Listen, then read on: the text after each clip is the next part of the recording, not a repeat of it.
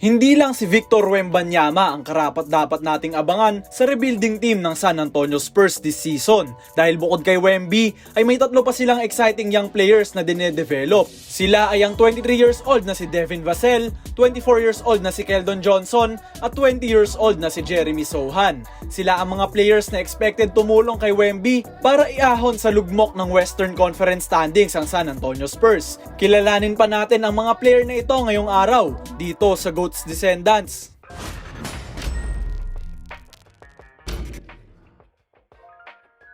Unahin na natin ang Florida State product shooting guard na si Devin Vassell. Drafted as the 11th overall pick noong 2020 NBA draft, ay maagang nag-struggle si Vassell sa NBA.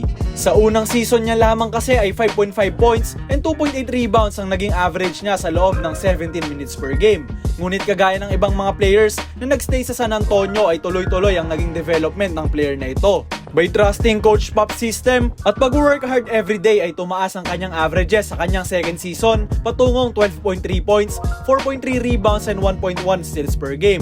This made Devin the starting shooting guard ng San Antonio para sa buong 2022 to 2023 NBA season. Ipinakita ni Vassell ang kanyang improved shot creating and shot selection, GOAT fam. He is smarter with the ball at talagang na-improve niya na ang kanyang scoring this season. Nagtala na siya ng 18.5 points, 4 rebounds and 3.6 assists per game. Bukod pa nga dyan ay isa si Vassell sa mga best perimeter defender ng Spurs with his fast laterals at active hands na nagresulta sa pagkakaroon niya ng 1.1 steals per game average nitong last season lamang. That combined sa kanyang above average na 3-point shooting ay talaga namang may long-term plans ang Spurs kay Vassell. Evident na rin yan sa 5 years, $146 million contract na ibinigay sa kanya sa pagtatapos ng season na ito, making Devin Vassell one of the most important young players na ipapalibot ng San Antonio kay Wembanyama. Next up ay ang best player ng San Antonio for the past few seasons na si Keldon Johnson. Ang 6'6 athletic forward na ito ang bumuhat sa Spurs lately dahil sa kanyang elite scoring at pagiging talented athlete. Product ng University of Kentucky ay nadraft siya ng Spurs bilang 29th overall pick noong 2019 NBA draft. Isang hidden gem na naman kung maituturing ang masusing nahanap ng San Antonio despite sa baba ng pagkakadraft sa player na ito. Last season lang naman kasi ay nag-average siya ng 22 points, 5 rebounds and 3 assists per game at just 24 years old. And this gritty young team has now won. Basically throw it up and catch it in the air and try to The rest of the way the Celtics play. Arguably ay siya pa rin ang best player offensively para sa Spurs sa pagpasok ng season. Ngunit mababawasan talaga ang touches ng player na ito sa pagpasok ni Wemby. Hindi man siya ganoon ka-talented sa basketball, ay nababawi niya naman yan sa kanyang hard work and dedication.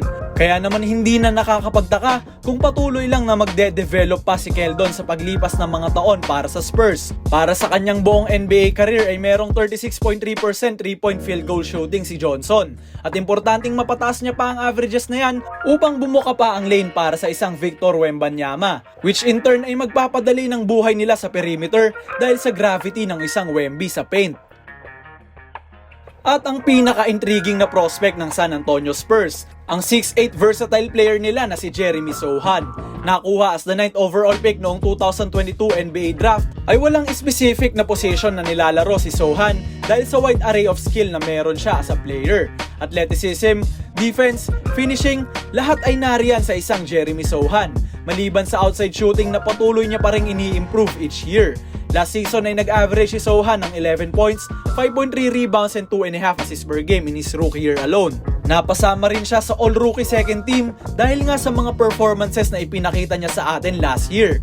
Limited man ang offensive skill set ng player na ito, what makes him special naman ay ang kanyang depensa. Napaka-versatile kasi ng isang Jeremy Sochan sa defense dahil kaya niyang mag-slide out sa perimeter at makasabay sa mga mabibilis na guards ng NBA. At nagagamit niya rin ang kanyang length para mag-alter ng mga tira sa loob ng paint, making Jeremy Sochan one of the best two-way players sa NBA at just 20 years old.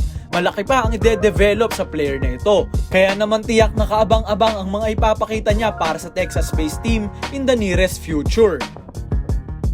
As great as Victor Wembanyama is, may mga players pa rin na dapat mag-complement sa kanyang laro para sa patuloy na success ng San Antonio in the long run. Siya man ang projected na best player ng team na ito, ay importante pa ring makilala natin ang iba pang mga players na sasandalan ni Coach Pop sa paparating na 2023 to 2024 NBA season.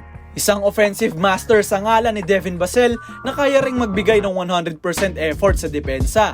Isang hardworking at off-ball expert na si Keldon Johnson at isang do-it-all forward na may potential maging isang better version ni Draymond Green na si Jeremy Sohan. Talagang dapat nating abangan ang ibabanderang team ng San Antonio Spurs, pati na rin ang mga performances na ipapakita nila sa atin sa paparating na season.